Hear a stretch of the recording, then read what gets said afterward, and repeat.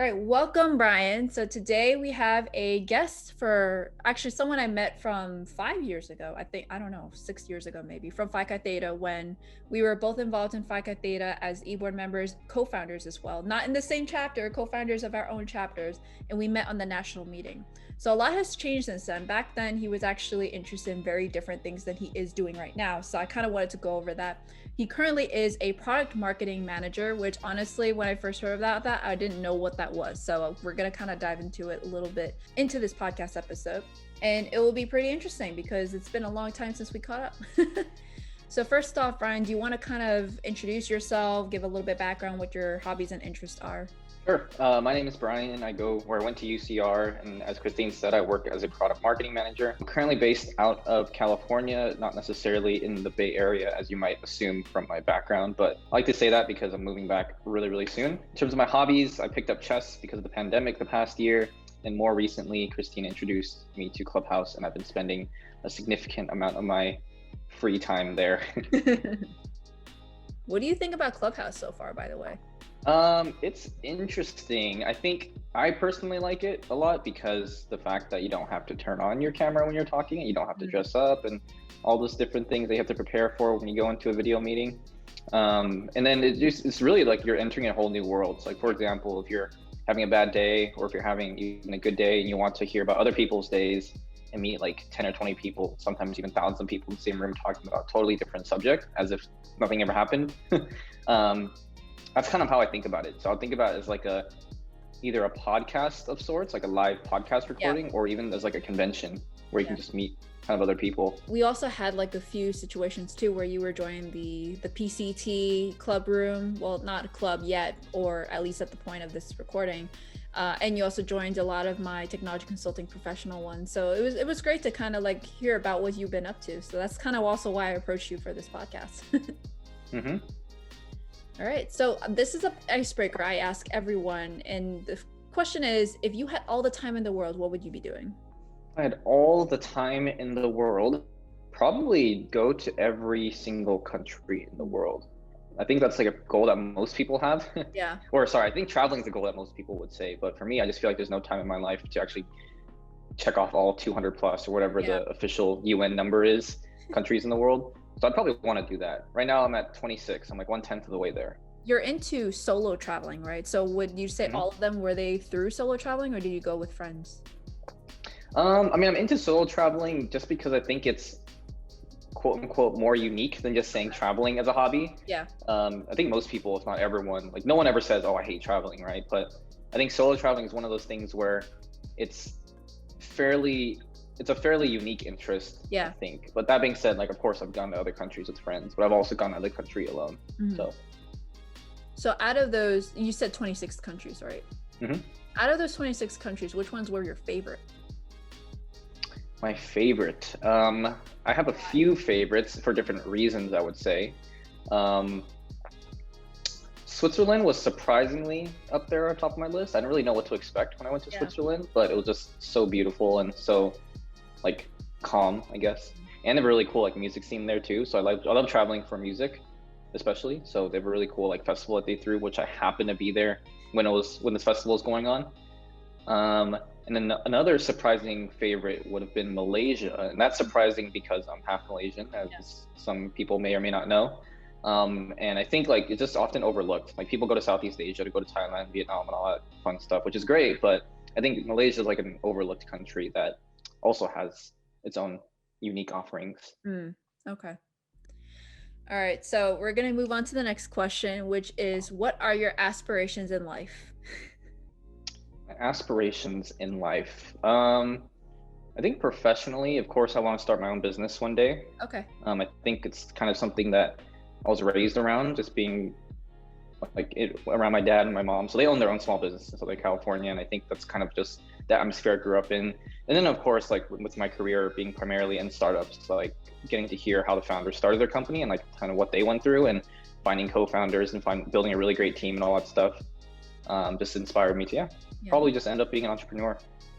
So that actually leads to the next question, which is what or who do you think shaped you who you are today? Is it because of your parents that they have like their own small businesses that you want to start your own company, or maybe like they instilled some certain values or characteristics in you that would want to start your own one?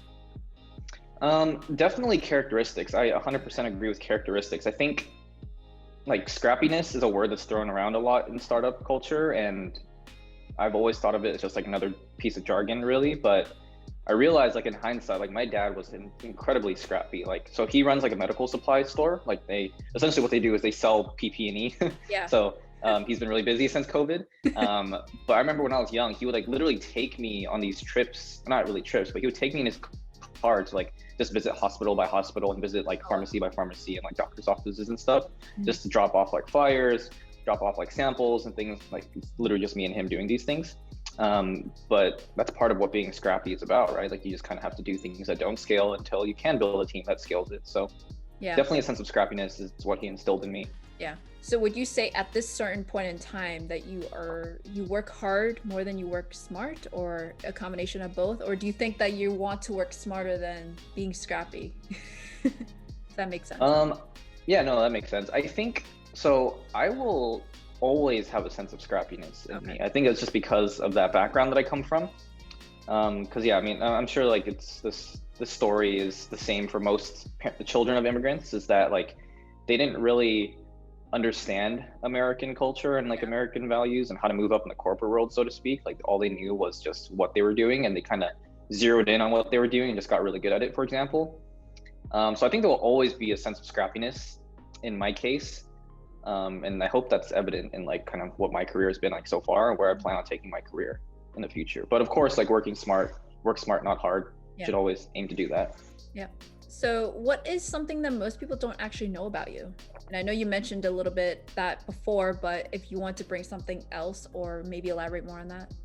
Oh man, the first thing that comes to mind is I guess I'm more of a hopeless romantic than I originally thought, because I've been literally the past 2 days, I'm sure you knew this already, but I've been obsessed with those shoot your shot rooms on Clubhouse. Like they make me so, either they make me really happy or they make me just laugh like crazy because it's so cringe. Talk about that room a little bit, because I see you in those rooms, but I haven't actually gone in those rooms to see what exactly is going on there. Oh man, I'm gonna just spam ping you next time something funny happens. But basically the idea is like you have this like, so on Clubhouse you have like 3 different tiers of users, right? You have the speakers, and you have the people who are followed by speakers, and you have the gulags, they call it, just the general public. And then if you're interested in shooting your shot at someone else in the room, all you do is scroll down, find someone you're interested in. You choose to raise your hand, the speakers drag you up, and you're able to say, oh yeah, I'm interested in so-and-so, he or she or they or whatever are in the general populace. And basically now what the speakers will do is they'll invite them up to speak. If they accept, then of course you guys can start a conversation, you guys can exchange Instagrams or whatnot. If they say no, then tough luck. On to the next one, I guess. Is that like specifically for romance, or is that also like maybe, oh, I want to do a business partnership with you, I want to be friends with you? Yeah, so I mean, I think the idea behind all of them, at least what the moderators want, they want it to be romantic. But there's been so many instances where like, hey, I want to shoot a friend shot, or I want to shoot a professional shot to this person, and the moderators will be like, yeah, sorry, it's not, now is not the time and place for that. And I think they're doing that primarily because it's like Valentine's Day weekend, so they want to set up like actual love interests. All right, that's interesting. I'm definitely gonna look at that, because I don't understand what that club room was about, but I was like, oh, interesting.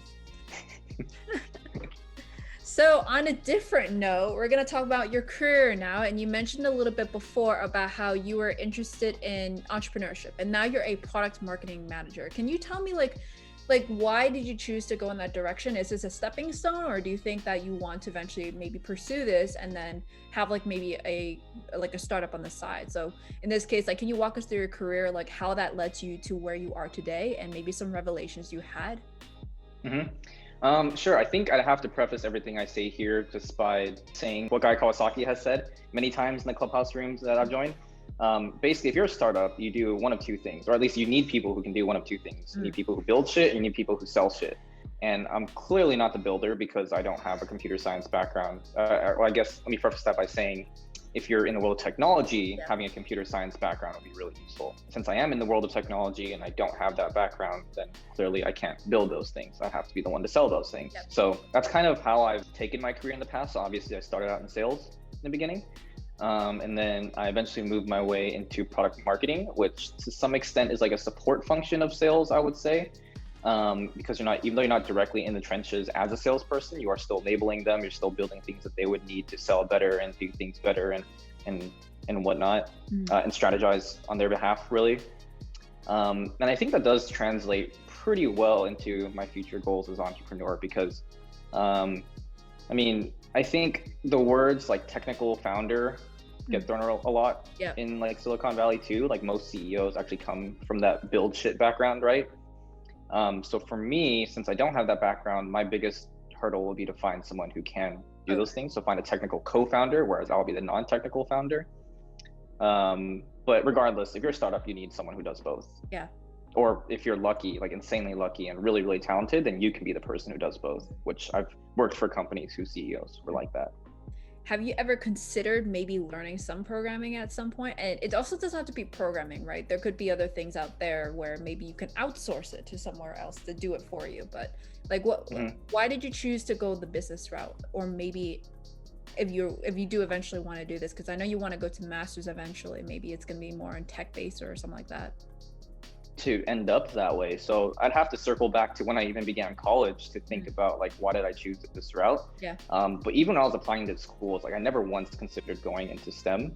Okay. Except for physics. But at that point in time, I was super interested like in astronomy. Yeah. So that's what I would have wanted to do, not like computer science, computer engineering, or any sort of engineering really. Like I was super interested in astronomy ever since I was a child. And then I think my background with my family just made sense for me to choose business as my major. Yeah. And then entrepreneurship kind of came up relatively recently, I would say, at least in the grand scheme of my life, like maybe within the past 7 to 10 years, I would say, is when I decided like I want to be an entrepreneur. Okay. And then again, like having to use like my background, the resources I already have at my disposal, pivot quote unquote into entrepreneurship. But with that being said, like, yeah, I've considered learning how to code and learn how to develop and stuff like that, but never seriously. I just don't think it's an interest of mine. I'm more interested like in the psychology of the buyer, like the buying process, the selling process, and like how to differentiate the company from other companies and things like that. Yeah. I leave the building up to the experts. That kind of seems to be like a similar background to me. Like my mom was a small business owner. Eventually she's like started to grow a lot more small businesses as well. Works a little job on the side as well. My dad, he has a full-time job, but he always tries to think about something else on the side. Not ever was everything like a 100% full-time business. But because of that, I also wanted to go into business myself. And eventually I was like, oh, I like tech too. Like this is the future of the world. And I was kind of like on the crossroads. Should I go towards like doing business only? Should I do maybe a dual major, dual degree kind of thing? Or should I just do computer science? And then in the end, I just stuck with in the end, I just stuck with business, and then I concentrated in management information systems. And now I'm a technology consultant. So kind of like in between rather than either or. But I also have like the same aspirations as you, was like doing entrepreneurship at one point in my life. And honestly, I think like technically I am doing it now, but I don't want to accept it. I feel like I'm not. But I think the moment I do is probably like, oh, now it feels like a job. So I guess like something that I'm kind of curious about for you is you started off with sales, and you also call yourself an introvert. So I'm kind of curious, like, what are some tips you have for all the introverts trying to get their footing in the corporate world with confidence? So either maybe like sales tips, maybe how to like project yourself and be confident at work, like all those kind of tips you have. Because I think like there are some misconceptions here and there that if you're an introvert, you're antisocial or you're not outgoing. But I think that's completely false. I think it's just like how maybe you like to have your own, like, I don't know, where you like to spend your energy. So I'm curious, like, what are your tips for that? Because there's so many people out there who graduate and they want to do these really cool jobs, but they do require you to kind of socialize. I think there's two different points to be made here. One is how to succeed as an introvert in the corporate world.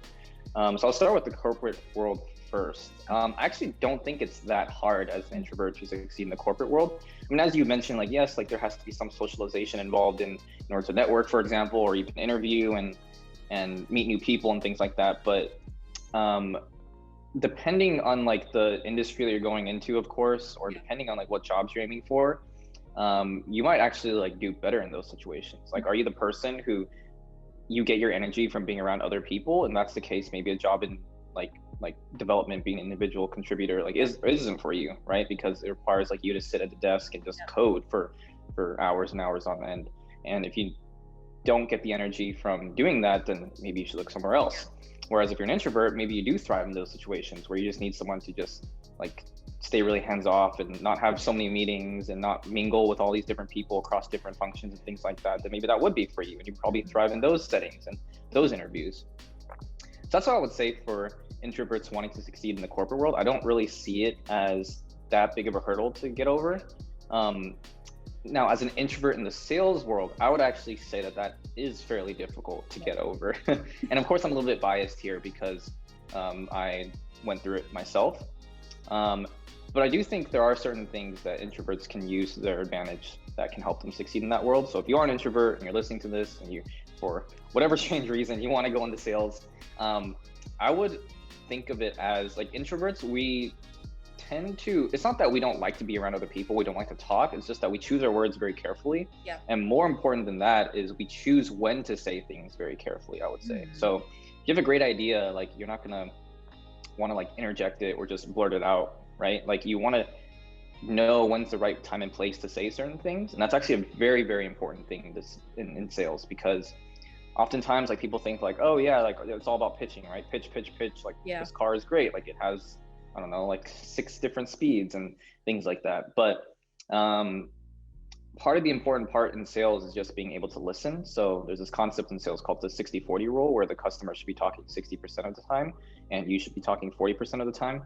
And essentially what you want to do in those circumstances is let the customer rant. Like if they have a pain point they're experiencing with the product or service that they're currently using, let them talk, pry as deep as you can, just keep letting them talk.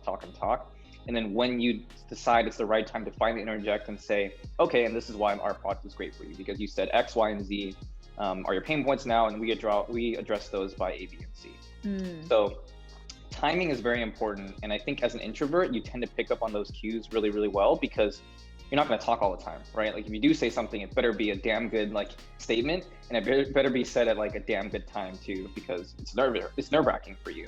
So I think that's a skill that introverts can use to their advantage. Interesting, because I actually say the same exact thing for consulting. Most people are like, oh, if you are consulting all the time, you're going to be in these meetings, you'll be talking to clients, you'll be talking to your team members, don't you get exhausted? I'm like, yes, we do. But when it comes to consulting, you are supposed to be listening to what your client wants. If you don't listen, then what's the point of being a consultant? So I actually find myself listening more, asking questions to get more information before I say something. I haven't really noticed though, because I think the consultants on my teams have been good, that extroverts, they don't just jump at it. They also kind of listen too, but I kind of also am more on the back burner and then speak when I have to, or speak when I want to, rather than speak because I want to speak. Yeah, and to be fair, like I know that you said in the previous podcast, I believe that you're an introvert as well. Yeah. Not that extroverts can't do those things, of course they can. Yeah. But I think that's just like a unique advantage, because like since introverts tend to be more careful with their words, they tend to only bring up things that are really, really important in that moment, I would say.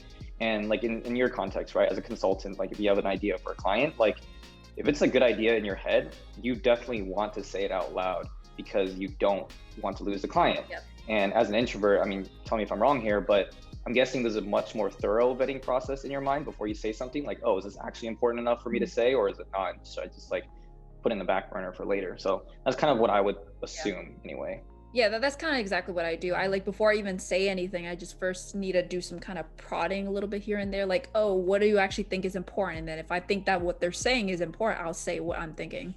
But I definitely, I mean, I can't really tell who's an extrovert, introvert, but I will say in technology consulting, majority of them are introverts from the people I've asked. So, which actually makes completely sense, because we are doing more technical work or more alone time where we're doing that build or whatnot, or data conversion, whatnot. So that's like something where I get to thrive as an introvert. I don't have to have a meeting for a whole day. Having a meeting for a whole day actually really exhausts me. Yeah, Zoom exhaustion is real. I feel you on that. Yeah, especially these Zoom calls here or there, especially from during the pandemic. And that's why Clubhouse is so successful. Yeah. Yeah, especially like Clubhouse. It's funny because people think that extroverts thrive in there, but I think as an introvert, I can do perfectly fine just listening.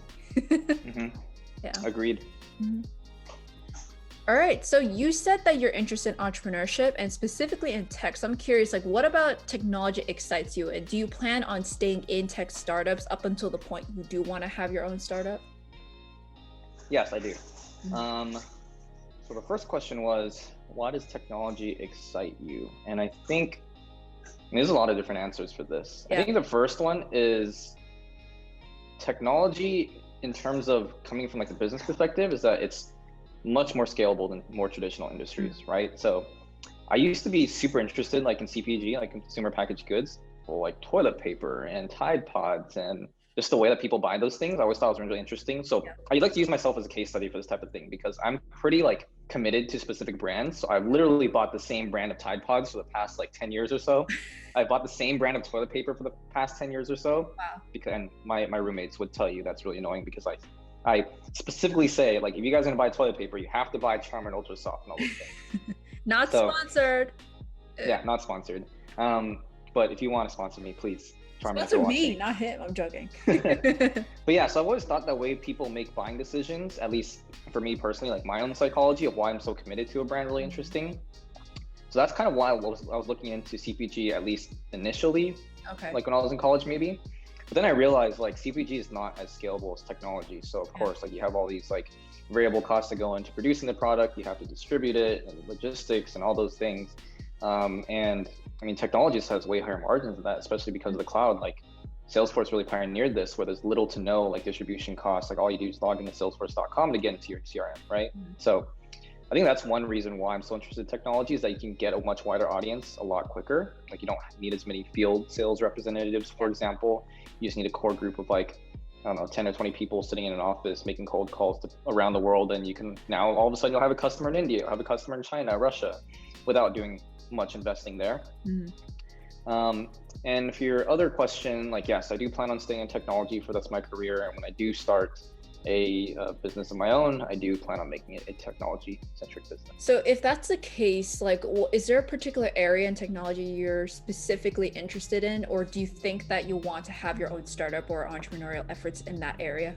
Kind of. So my background in terms of, I don't even know if there's a word for this really, but what I'm passionate about, and I kind of alluded to this earlier, is that I come from a pretty labor, blue collar. I'm trying to think of the term. Yeah, blue collar. I come from a pretty blue collar background. Like I said, like I'm a child of immigrants. Like they own a store, literally like a brick and mortar store, right? And I wanted to focus my career on that sort of thing. Like, how do you use technology to make their lives easier? How do you use technology to help them scale and things like that? So I think in my background, you can kind of see a pattern of that. So for example, Yelp was promoted as the Yellow Pages of the 21st century. You're helping all these coffee shops, you're helping all these restaurants, grocery stores, I don't know, gift shops, souvenir shops, things like that, like get in front of more people over the internet. So that's kind of how I justify that. Like, and Samsara is like kind of is the epitome of like a blue collar sort of technology company. I mean, their core product offering vehicle fleet owners and people who like drive for a living, essentially. Maybe not only drive, but driving is a huge part of their jobs.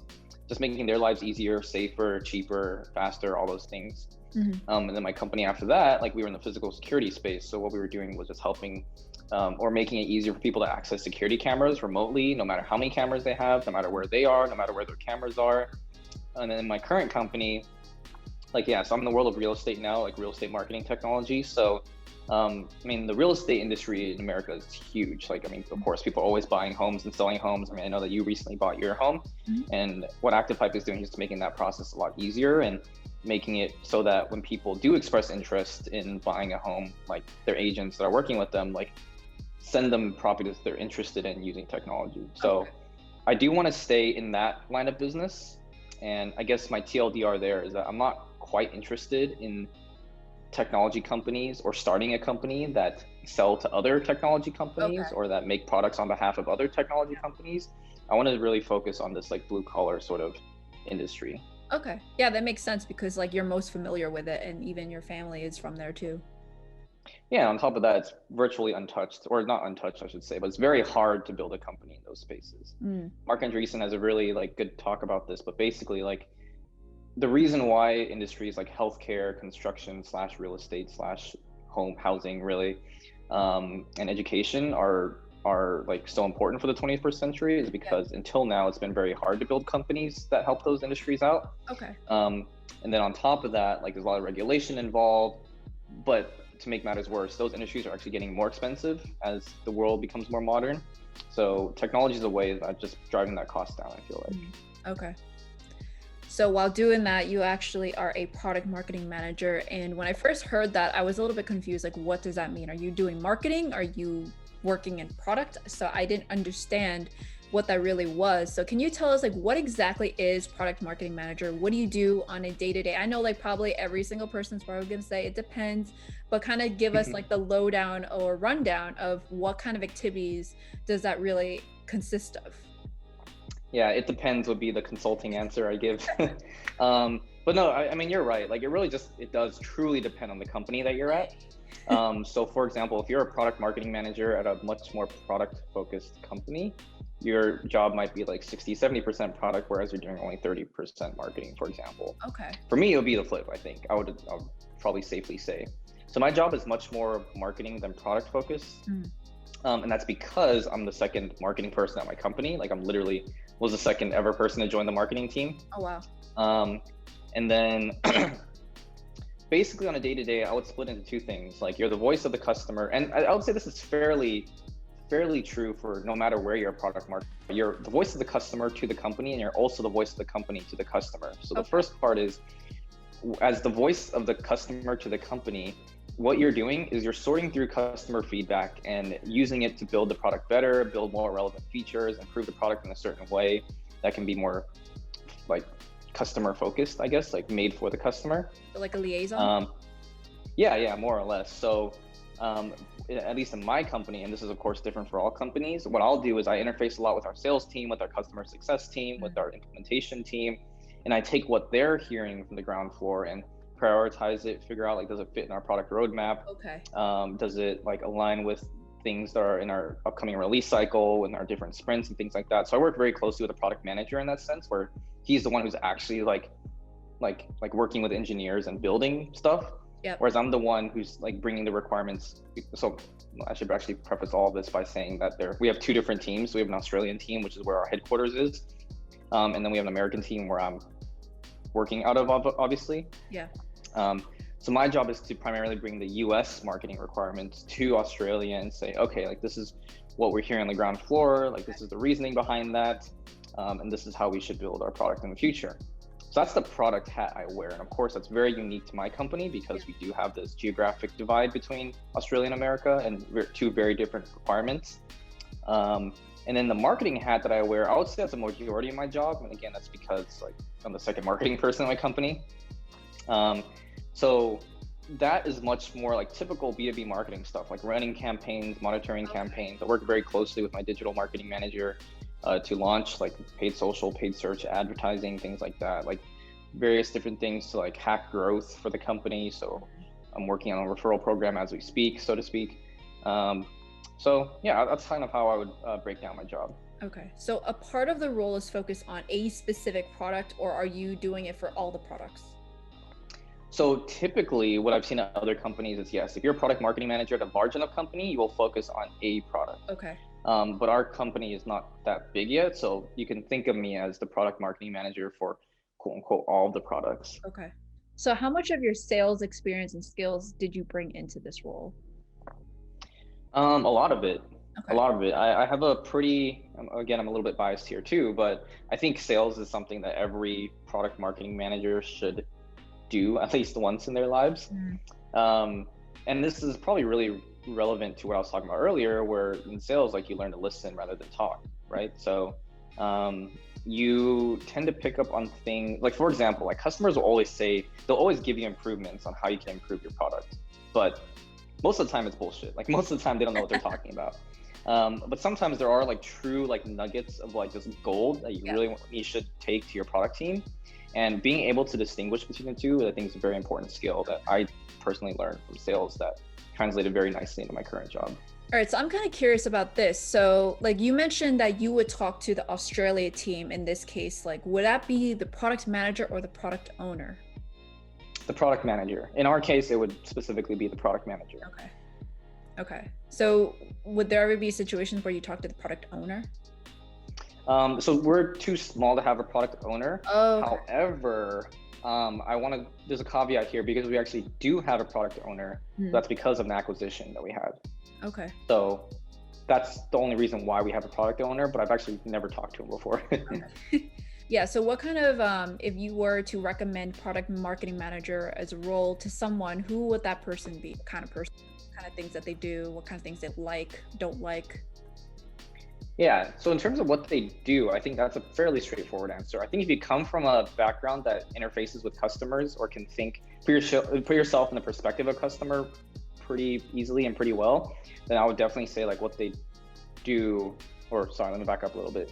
I would say that would be really helpful for being a product marketing manager. So sales, of course, marketing, of course, customer success, of course, implementation, sales engineering, things like that. I don't know if there really isn't one sort of path to product marketing. So I come from a sales background, but I think the most common one is people who come from a marketing background, actually. But on top of that, I know people come from a CS background who become product marketers. I know people who come from information systems, like what you're doing as a product marketer. So as long as you like understand who buyers are, who your users are, what your personas are, and what makes the company, what makes the product you're selling special, then I think I would probably recommend that to them. Okay, so for anyone interested in becoming a product marketing manager, what tips or recommendations would you have to pursue it? Yeah, well, I can safely say that I got very lucky, first of all. A lot of luck was involved in getting my job. And I think it just kind of fit into the wider like kind of place the company was at. So the current company I'm at now, like what sort of situation they were in when I joined and why I was a good fit for them. Okay. So where my company before this company was an early stage startup. So I was essentially employee number 5 or 6, depending on how you look at it, whatever. So I oversaw like the go-to-market strategy from the very beginning. And part of my job now is essentially building a go-to-market strategy from scratch. Even though the company is much older, much bigger, and has product market fit in other markets, we're still trying to find, I would say, product market fit in America. Okay. So it was really, really good opportunity for me to bring like the skills and things that I've learned in my old company, but put it into a setting where so back then what we were trying to do was find product market fit and get our first few customers, right? But now our task is, now that we found our first few customers, how do we scale that to 10x, 100x in the next like year or so? So it's very translatable skills, and just the environment that you're in is also very similar, I would say. But that being said, that does not apply to everyone, because if you do get a job in an early stage startup, I would say you're pretty much ready for anything, really. The early stage startups are not easy to work in. But I say that with a lot of gratitude, because I do appreciate my old bosses a lot at the company I used to work at. I learned an insane amount of things in a short amount of time. So with that being said, like if you can get a job in an early stage startup, like you can probably do anything, especially specifically in the world of startups, because it's a very, very tumultuous time in a company's history. Okay, so that actually does lead to another question. So when would you recommend someone to go through the startup route as opposed to a big company as, like, let's say, for example, an entry level right after college? So I would have to ask you a question about that then. So when, in the sense of when is the right time to join a company? So based on what stage they're at, or when in your career? Not when in your career, but more of like, what would they need to be looking for specifically from their career perspective, either like maybe for skills, experience, or maybe if they're interested in entrepreneurship or not. Because I know, like, for example, big companies, you will have a lot of resources and a lot of opportunities probably. Startups, you wear a lot of hats, so you can get experience really quickly, but you probably won't get the big scope compared to a big company where you can get everything, depends on where you are moving around. Yeah, okay. So I think first, find what you're good at. Find out what your specialty is, and then branch out from there. So for me, coming from a sales background of 2 different companies at that point, like I knew that I was pretty good at sales, and in hindsight, like that was something, as I said earlier, that as a startup, you build shit or you sell shit. Obviously, I'm more in that second category. So I knew that they could use me for like the selling stuff part. So I would say if you're in college now, or if you're about to graduate and you're aiming for an early stage startup, it might be a little bit difficult because you haven't quite identified your specialty yet.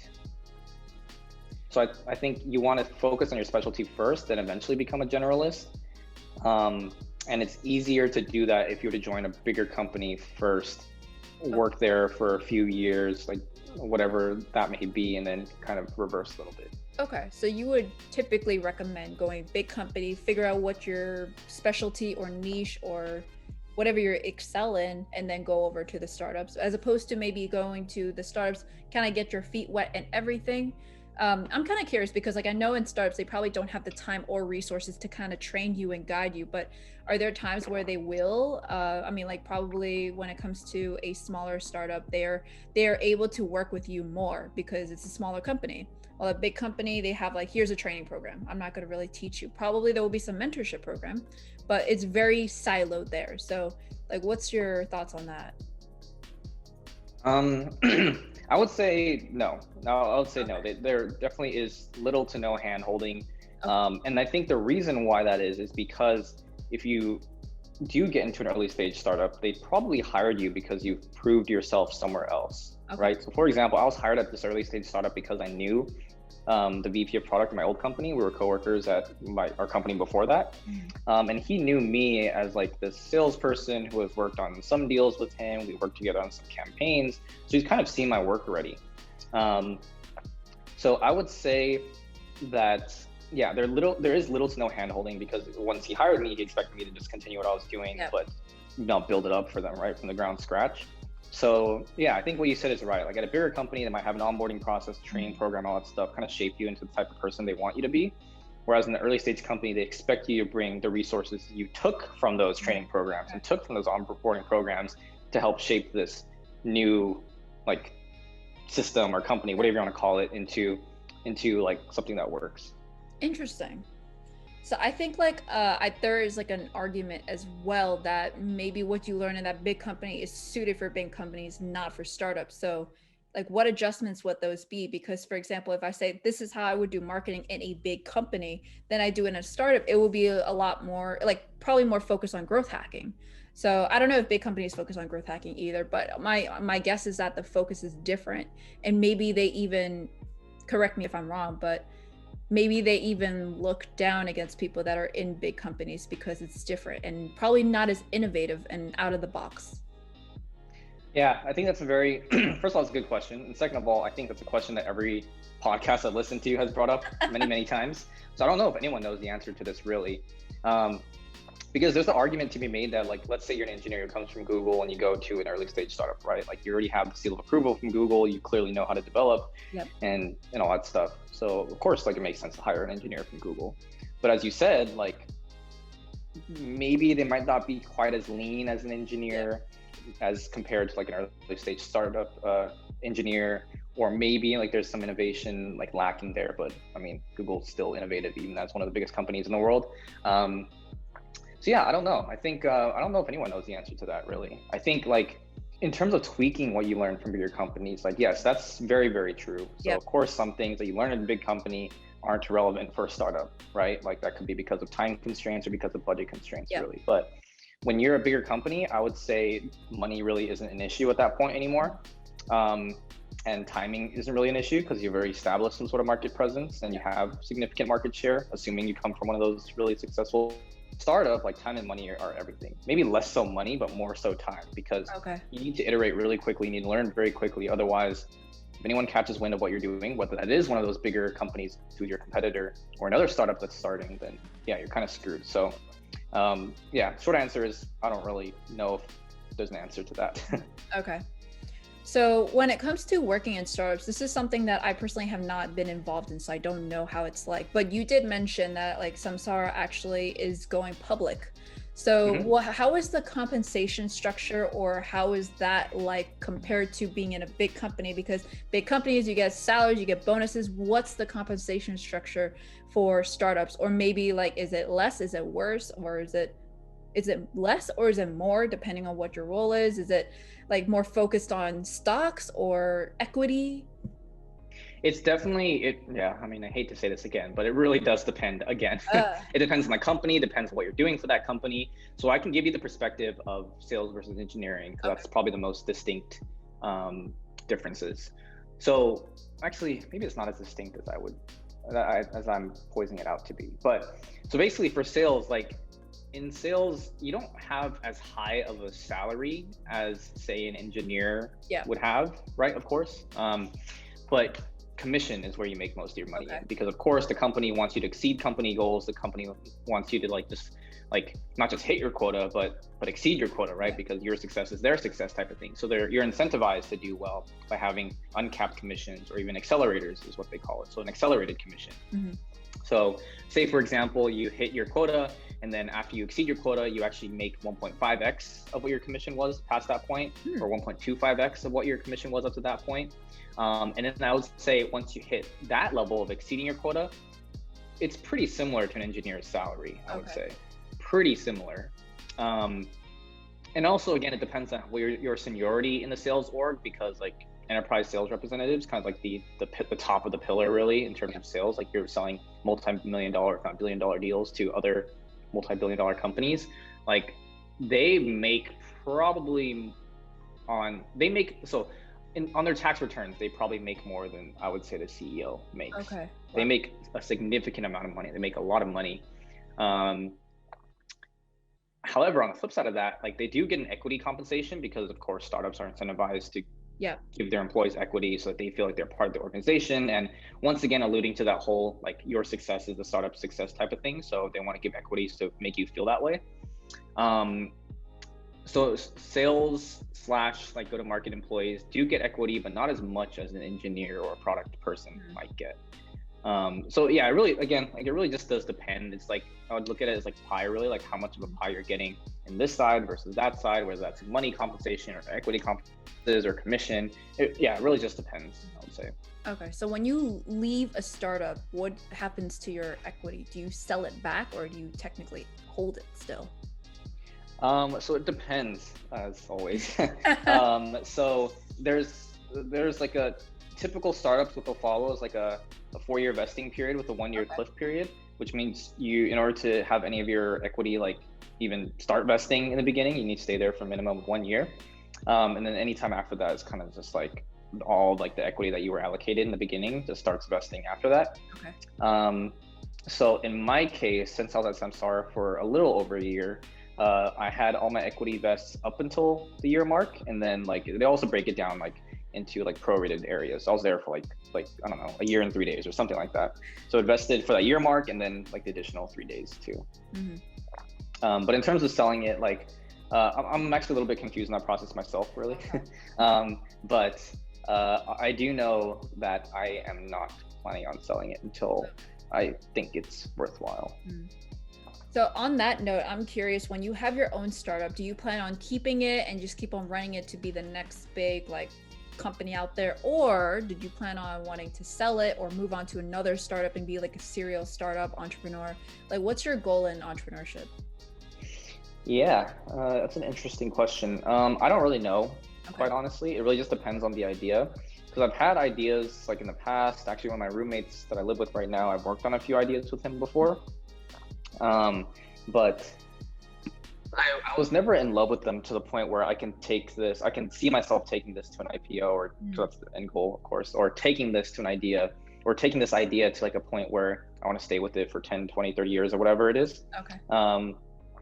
So that's actually part of the reason why I want to go to grad school, is to give myself more time to find the idea I'm in love with and then take it to an IPO or whatever. But with that being said, I'm not like kind of married to the idea. Like if I find the idea I'm still like in love with, but if I think it makes more sense to sell or whatever, then totally happy to do that. Okay.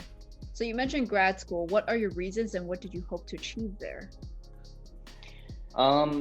I think 3 distinct reasons. The first one is, I mentioned this just now, the giving myself more time situation. Not that like, oh, I'm like scared. It's like paralysis by analysis, I guess is the term, right? Not that I'm scared to do it right now, because I think if I did act on an idea now, I could probably take it somewhere, even though that sounds very very like egotistical of me.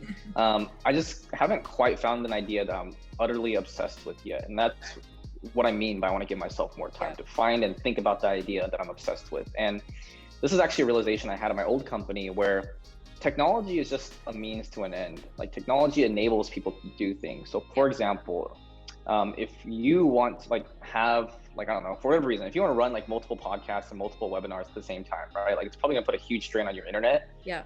It's probably gonna put a huge strain on like your electricity bill or things like that. So that's the problem statement right there. That's something that technology can help with, ideally, in the future. This actually kind of alludes to my second point of wanting to go to graduate school, is to find out what technologies are like pioneering at the moment. And then me, myself personally, think about what problems can they solve in the future, because everyone says like, oh yeah, technology is a product. Like, oh yeah, we're selling AI or we're selling IoT and we're selling cloud technology. Like, no, cloud technology, AI, IoT, those are all enablers. Those help you achieve certain things. Those things help you scale Salesforce to hundreds of thousands of people across the country, across the world, and things like that. So another reason why I want to go to grad school is to be like on the forefront of those things. Like what technologies are exciting, what technologies are people working on? And then me, myself personally, I would then go through the thought process of like, okay, like how can this be used to solve a pain point that maybe Christine is experiencing or that I'm experiencing, things like that. So just learning more about that. I'm kind of confused though, because I feel like you would get that perspective from being in startups, or from trying to talk to like other startup founders, rather than being in school where they're going to show you case studies, or I don't know, depending on like what kind of programs you're looking at, maybe they do that exactly. But I thought like you would get more of that perspective being in startups and really hearing it from the ground level. I would actually argue the opposite, really. I think if you're talking to a startup like founder, or talking at working for a startup, for example, these technologies must be quote unquote safe enough to use in a company context, right? Yeah. So for example, like let's say natural language processing, like it's not perfect, of course, because when you talk to Siri, like she misinterprets what you're saying sometimes. But like it's safe enough to the point where Apple bought the parent company of Siri and introduced it to millions of people around the world, right? Okay. Like it's pretty it's pretty well made, and by now it's like pretty established. And that's how I would think of for like most existing startups now. Whereas if you're in a setting, like an academic setting, especially where you're going to school with people of various different backgrounds, maybe some people do have that computer science background, maybe they've worked for natural language processing companies in the past, or AI companies or whatever. They bring their experience to graduate school. They know kind of how, like what's on the forefront of technology nowadays, like what's going to be big in the future, and they've worked on problems like that in the past. And that's why I would say the academic setting is much more useful for that situation, because you have all these different people from different walks of life doing different things. And then on top of that, not to mention just the research part of being in a university setting, right? Because of course, like say for example, Stanford, right? Like they have a world-renowned computer science program, and part of their curriculum is that you can actually choose and take some of your credits at program if you so wish to. So putting yourself in a situation where you're forced to mingle with professors who are working on the next big ideas in technology, or working with students who are studying the next big ideas in technology. So I would actually say the academic setting is more useful for that sort of thing. Okay. So where are you in your grad school journey? Are you like still trying to take the GMAT or the GRE, or are you already applying at this point? No, I haven't applied yet. So I am applying this year. Okay. But the application cycle hasn't opened up yet until fall. So now I'm still in the preparation phase. I mean, I've attended plenty of events, both actually, no, not in person, what am I saying? Just virtual events, really. And I have a pretty good idea of where I want to apply. On that note, I haven't taken a GMAT yet or the GRE. I definitely should. I've just kind of been procrastinating on that. But yeah, just very early on, like the only thing I've done is just narrowed in on where I would like to apply and where I want to go. All right, so I kind of want to backtrack this back, because I'm kind of curious now that we were talking about startups and then we were talking about grad school, how is it really like working in Silicon Valley? Are there misconceptions on working there? Is it really as like cutthroat and hardworking, and I don't know, maybe like booze and girls everywhere? Like, it depends on where you talk to, I guess, like it depends. But I'm curious, like, how is it really like? Well, the girls part, definitely not. There is a huge gender inequity in Silicon Valley. I think yeah, there's a lot of male, like Silicon Valley is a very male Yeah. dominated industry, and I think like companies are finally starting to realize that. So there's all these initiatives to hire women, people of color, minorities, and um, disenfranchised communities and things like that. So that's great. Booze, I might get in trouble for saying this, but yes. But I mean, with that being said, I think that's just a young person thing anyway. Like if you're living in a metropolitan area and you're pretty young, so you don't get nasty hangovers quite yet in your life, and you work in a corporate job, like I'd say that's part of working culture, really. And then in terms of if it's actually like what is portrayed in, say, like in the media and whatnot, I can't really give you an answer on that because that's all I've ever known. Like I don't really know if it's normal or not, I guess is my point. Because to me it's normal, but I've always been in Silicon Valley. So I guess like what I thought of how startup culture would be like in Silicon Valley is that you have like maybe you're working in a big startup, and then some people within the same startup or other startups kind of work in their basements and try to do their own thing and constantly trying to work on their own thing while working on some other job before it takes off. Or maybe that there's like startups that are trying to take their pie from another company because they are kind of competing. Like it seems like cutthroat in terms of the hours, in terms of maybe like stealing ideas and intellectual property, or even poaching employees. So I'm curious, like if you had any exposure to that area. Not personally, no. However, I would probably agree with you that is fairly common. Okay. Not because there's any sort of like malicious intent really of like stealing intellectual property and whatnot, but there's a huge like talent demand in Silicon Valley because there's so many companies popping up trying to take like all these talented engineers and whatnot for themselves.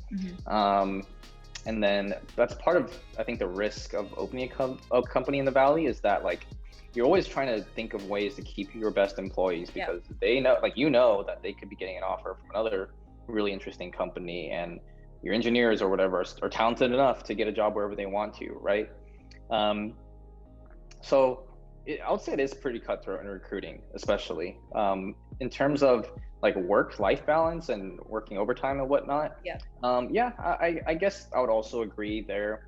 But again, it also depends on your function.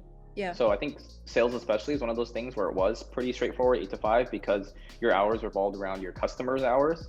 So, I mean, because of course, they're not at their office picking up the phone or answering their emails or whatnot, then who are you talking to, right? There's no point in you being on the books anymore or being clocked in anymore. So yeah, it once again depends on what your job is. Okay. And my guess is that you actually prefer to stay in Silicon Valley, right? In terms of like where I live or where I want to work? Both. Like if you were to have your own tech startup later on, would you want to stay in Silicon Valley, or would you want to go to like, I don't know, Austin, New York, Boston, go to their little startup hubs? Yeah, I don't know. That's a good question. Again, that's something that's also been brought up in Clubhouse a lot too. I think I'm leaning towards staying in Silicon Valley, just because, I mean, like it's kind of hard to beat the weather here, really. And then on top of that, like I grew up here. I like to call myself a son of California, so I love California, of course. But I think more and more people are actually starting to think about moving out of the Valley because, like, sure, like I wouldn't say it's easier to find venture money here, but like it's easier to see venture money here because just drive down Sand Hill Road, you see the offices of all the big VCs there. But I think even those guys are thinking about opening up satellite offices in Austin, Nashville, and I don't know, whatever other like up and coming tech hubs are coming up. So I think the world is, or not the world, but like Silicon Valley is slowly thinking about going to other satellite areas. Okay. And one of the questions I have is, what else do you do outside of your job? I mean, like we mentioned before that the work-life balance for you at least is decent, other than the fact that you have to work with Australian time zones sometimes. So on your own free time, other than being on Clubhouse, like what are your hobbies and interests outside of that? I mean, clearly not with traveling because of COVID, but like I see you're doing other things out there, so I'm just curious. Yeah, so chess, as I mentioned earlier, like once COVID dies down a little bit, I do want to start playing chess, like not professionally, of course, but like start entering like amateur tournaments and get into the world of chess. What they call it, over the board chess, I guess. So that is one thing I kind of want to do in the future. And I also recently joined a nonprofit called Y-Core. They do like essentially nonprofit consulting for like nonprofits in the Bay Area. So I had my first meeting there last week. So there's not much I know to say yet so far, but yeah, I'm working. So basically what Y-Core does is they help nonprofits in the Bay Area with really anything that they need, essentially. So the project that I'm on is with a nonprofit called Friends for Youth. It's very similar to like a Big Brothers Big Sisters model, where they it's like a mentor-mentee program. You have like either like college kids or high school kids or like people like working, and even beyond that, actually, just paired with a child for a minimum of a year, and then they kind of help them with like just growing up, because right now it's a tough time in the world, right? And then our project is focused around like how to have better alumni engagement and retention and whatnot. Interesting. Yeah, I was actually going to be talking about Y-Core, so I'm curious as to like, I was going to ask you earlier, and this one is consulting, this one is startup life before. So why did you choose to pursue sales or marketing or startup life as opposed to the strategy and operations consulting you wanted to do back then? I think I didn't have an idea of what that really entailed, because I did actually, when I graduated, I did interview at some consulting firms a little bit. And then once I got to like the final round, or the second to final round, I realized that it wasn't what I thought it was, really. Because, so I actually did interview for a few consulting firms when I graduated, or towards the end of my graduation, really. But I think I learned pretty late into the interview process that it isn't actually what I wanted to do. I knew for a fact I wanted to work hand in hand with clients. I knew for a fact I wanted to focus on the customer. Yeah. But I feel like when you're, and correct me if I'm wrong here, but when you're an entry-level consultant, it's actually much less of that and much more of like spreadsheets and things like that, right? Or I guess it also depends on what type of consulting you're doing. Yeah, it depends on your client, depends on the project, depends on the role, like all of those depends. But I will say I never had a single time where I did not talk to the client. Like even in my first 2 months of my role, I actually was leading a meeting with the client. But then again, that was a smaller project. That was a project with like only 30 people, as opposed to maybe like a big project with 100 people. But I do see what you're talking about, because I know a lot of management consultants and strategy consultants, they do a lot of Excel sheets, building decks, and just giving it to the consultants to actually do the work. But like, I do see that. However, like in tech consulting, it really isn't like that. We don't have any spreadsheets other than maybe for data conversion. And we don't have PowerPoints. We do more demos. We do have PowerPoints too, but we kind of reuse, recycle, like that kind of thing. Just put the new client name on there, maybe change a little bit things here and there to make sure it's more fit for the client. But like that's like really the only extent. And even some take notes, but like even consultants and managers take notes too. So it depends upon the role, depends on the firm, depends on like what is the client even wanting you to do. So yeah, but I can see what you're talking about. But in hindsight now, because you have the experience at this particular point, would you want to go into consulting at any point where now you're not coming in as an analyst, but maybe as a consultant? So in hindsight, like knowing my experience I've had so far, if I were to make a career change into consulting now, is what you're asking. Okay. To be honest, probably no. Yeah, no, I wouldn't. I think I've gotten kind of my fix of customer interaction and just thinking about the customer, and so yeah, I wouldn't want to. Okay. No offense. No offense to you and your audience. No, consulting is not for everyone. All right, so can you also tell us about what is the startup school? I see you're like a Y Combinator. I'm like, what does that even mean? Oh man. Okay, I should probably take that off, because I get asked this a lot actually, but it's not as impressive as everyone thinks it is. So Y Combinator is an accelerator in Silicon Valley. They sort of pioneered this idea of like, anyone's welcome to apply. You're able to pitch your company to us, and then if we like it, if we choose you, you get $100,000, and in return you give us 7% of the company. So it's just like really like kind of sequential, like sort of every year, or sorry, twice a year. They do it twice a year or 3 times a year. Either 2 or 3 times a year, they'll say like, okay, new cohort, summer 2020, then winter 2020, then spring 2020. So it is 3 times a year, I think. We'll just take a new batch of startups. And they got really, really good at it because some of their like companies that came out of Y Combinator are Dropbox, Airbnb, probably a ton of other ones that I don't remember off the top of my head right now, but so that's actual Y Combinator. Like there's a lot of successful companies have come out of Y Combinator, and if you're looking up like anything startup related on YouTube or on Google, chances are it was either made by Y Combinator, like the content itself, or it's an alumni of the Y Combinator program. Like they're pretty ubiquitous in Silicon Valley. What I did was definitely not the cohort, the actual Y Combinator cohort. It was what they called startup school, so kind of like a preliminary thing. Yeah. It's free for all. You don't even have to apply. You just kind of have to just enroll yourself in it. And then what they'll do is, so the only caveat is you have to come in with an idea or at least a project that you're working on already.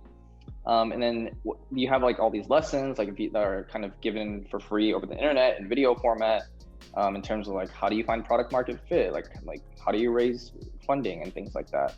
It's like stuff like you would typically also find on YouTube or Google or whatever, but a much more like presentable format. And then on top of that, what I found really useful from it is just, so every week you have to interface with other participating members of the Y Combinator program. So these are actually people who are either working on a product and they are either working on an idea or just have an idea, really. So that's what I did. I just did this sort of like startup school boot camp thing. I didn't do the actual cohort thing. Did you have to pay to do it? No, it's free. Oh, that's nice. So if anyone's interested, they could just apply right now. Yeah, more or less. You can do it. You just have to have an idea or a project you're working on. And I met some really, really cool, really smart people. And I actually think during my like sort of rotation between like every week meeting with different, I think 4 other startups or something like that, I met some people who actually did end up getting funding that round. And now they're like I'm sure they're still working at their company, but yeah, it's kind of interesting to see how far it's been or how long it's been, or how far we've come. Yeah. So see how you're very into entrepreneurship. Are you currently onto something? Do you have any ideas? How far have you gone? Am I on to something? Kind of. I have like different, I mean, I live my life sort of thinking about ways how things can be better, which is both a blessing and a curse. But in terms of like anything I've pursued, no. So I want to ask you, how did your experience at Phi Chi Theta help you today? So I think this is probably the most cliche answer ever, but it surrounded me with people who helped keep me in check. Yeah. Is the biggest thing. I mean, I met some of my best friends there. I live with one of them right now. Helped keep me in check. And I think that's actually something that was really rewarding about PCTs because I watched other people have the same experiences as I do. Like, they found people that kept them in check. They found people that they started companies with. They found people that they, ended up dating or whatever, So yeah, that's how PCT has changed my life. So what was your favorite memory with Phi Chi Theta then? So I would say it wouldn't have been a specific instance, but just a course of different instances of hearing from people that PCT changed their lives, really. So for example, either at an event or after an event, or just in direct one-on-one conversations, like hearing from people like, hey, so my nickname was BK throughout the fraternity, but they would say, hey, BK, like, thanks for starting this. Like, it really helped me meet my best friends, or helped me find my co-founder and whatnot. I would say those things are what was most gratifying. And of course, memorable instances of PCT. And I alluded to this earlier because I had those same experiences. By no means am I claiming credit for those types of things, but the reason why they're so gratifying is because I had the exact same sort of experiences myself. All right. So lastly, if you had any advice for collegiates in PCT, what would you say? I would say, and this advice would just be general collegiate advice. I don't think it's too specific to PCT really, and this is actually general career advice that I got from someone I look up to a lot, which is like, it matters more where you work rather than what you do for those companies. Andy Ratcliffe, he's the CEO and founder of Wealthfront, which is just like this helps you invest and stuff like that. And he publishes a list of career launching companies every single year. And always on top of that list is the words or something along the lines of like, it matters where you work, not what you do for those companies. And the idea behind that is, I'm about to list to you, it'll launch your career in a positive trajectory. And I was fortunate enough to work at one of those companies at some point in time. And as he said, and I'm living proof of that, it didn't really matter what I do because now I'm in a totally different function, right? I work in product marketing. I used to work in sales at that company. And I think that's one piece of advice I would give to collegiates, is that it doesn't really matter what you do. It matters much more where you work at, what point in your career you work there, at what point in the company life cycle are they at, what sort of impact you'll have on the company, so to speak. Then on top of that, I would also say, in hindsight, when you do reflect back on your life to see how far you've come, or if you're like me, really, like, because you need to apply to grad school and you need to take a look at the past 5 years of your career, have a very good justification for all of it. Yeah. Like, have a very, very good justification of why you moved from company to company, why you moved from function to function, and things like that. So the TLDR there is, have a clever way to justify everything you've ever done. All right, so I think we can wrap that up. So on the case of, where can we find you on social media? LinkedIn. Just LinkedIn. Yeah, just look up linkedin.com/in/Brian Kuan. How about Clubhouse? Oh yeah, Clubhouse, of course. So it's just social at media. Brian Kuan. I know, yeah. So at Brian Kuan on Clubhouse. Funny enough, so I hosted a Clubhouse room just about like Samsara IPOing in March, like 2 days ago. A bunch of random people joined, and we ended up only talking about Samsara like 10% of the time. The other 90% of the time, we literally talk about anything but Samsara. Wow. But the thing is, like, I didn't open up a room. I might have pinged you into this room actually, but my friend who actually did work at Samsara with me opened up another room yesterday, with no topic this time. But when I joined, all those people who saw me in that original Samsara room joined the second room. And now what we want to do is start doing this, making this like essentially this weekly topicless room. So it's like my only anything and everything. Pretty much, yeah. And so that's my shameless plug there. If you're on Clubhouse, join our weekly topicless rooms. So that's actually kind of funny, because like now I'm going to bring it back to the side hustle. Do you think you would want to make some kind of side hustle out of Clubhouse? Nothing monetized, because I hate the word monetize and I hate the word monetization. But you're gonna be like an entrepreneur. You kind of need to think about that. Okay, fair enough. You got me there. I hate it in the context of social media and influencers, I guess, and that's a whole nother conversation that you already know. But side hustle wise for Clubhouse, I just think it's an interesting place. And this might have been, I hope that Paul Davidson and Rohan thought of when they were building this company, but it's interesting how they give voice to the voiceless now. Like literally, if you're not on Clubhouse, like there's no sense, or to some extent there is still status, right? Because the whole 3 different tiers of users, and then like Grant Cardone coming in, everyone already knows what he is, so he immediately got 500,000 followers and whatnot. But there's a level playing field in terms of how big of a voice you have, right? Because you either mute or get muted, or you're all in the same sort of tile right next to each other, right? Yeah. So there's a level playing field in the sense that your voice is just as important as someone else's voice. So your ideas are just as important as someone else's ideas. And that's what I love about the app so much. So if I can use that to just get different ideas from people who aren't like Grant Cardone level or Gary Vee level, just like quote unquote commoners like myself, but they have passion about something, then yeah, I would love to use that as a side hustle, just a way of just getting people to talk about things they care about. Yeah, that's probably the biggest reason why I love Clubhouse so much. Imagine this is how you find your technical co-founder. I'm sure that's happened plenty of times already so far. Yeah, I think a lot of people have already gotten like proposals. I think there was a marriage on Clubhouse. Ooh. Someone gave birth on Clubhouse. What? Yeah, this lady was not streaming, but like she gave birth on Clubhouse so everyone could hear it. Yeah. So she was like talking and then it just happened? No. Like I think she was literally at the hospital, like with her phone on next to her on the bed, and she birthed. I think I heard this happened. I wasn't actually in the room listening to it, but I'm pretty curious now. Yeah. So yeah, I think that's my only sort of side hustle. Like if there's an interesting idea that I would like to learn about, or an interesting idea that I want to hear people's opinions on. So that's what really gets me going. I think my passion in life is just hearing what other people are passionate about in life and just watching them while I talk about it. That's what gets me excited. So like, for example, an idea of a Clubhouse room I like to start is like, this whole situation in Myanmar. Like there's essentially an usurpation by the military in Myanmar.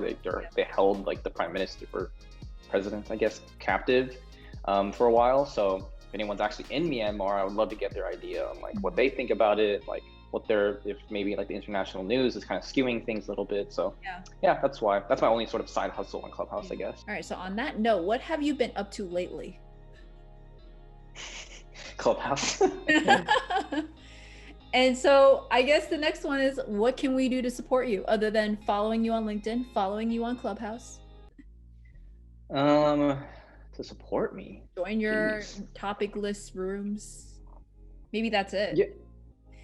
Yeah, pretty much. I would assume so. Like, I mean, I wouldn't really say that would support me. Of course, it would support me because it'd be interesting to hear from anyone who's going to listen to this podcast or whatever. But if you have a unique idea on life or unique like prospect or I'm blanking out right now. If you have any sort of unique opinions about any topic whatsoever, like I'd love to hear that from you.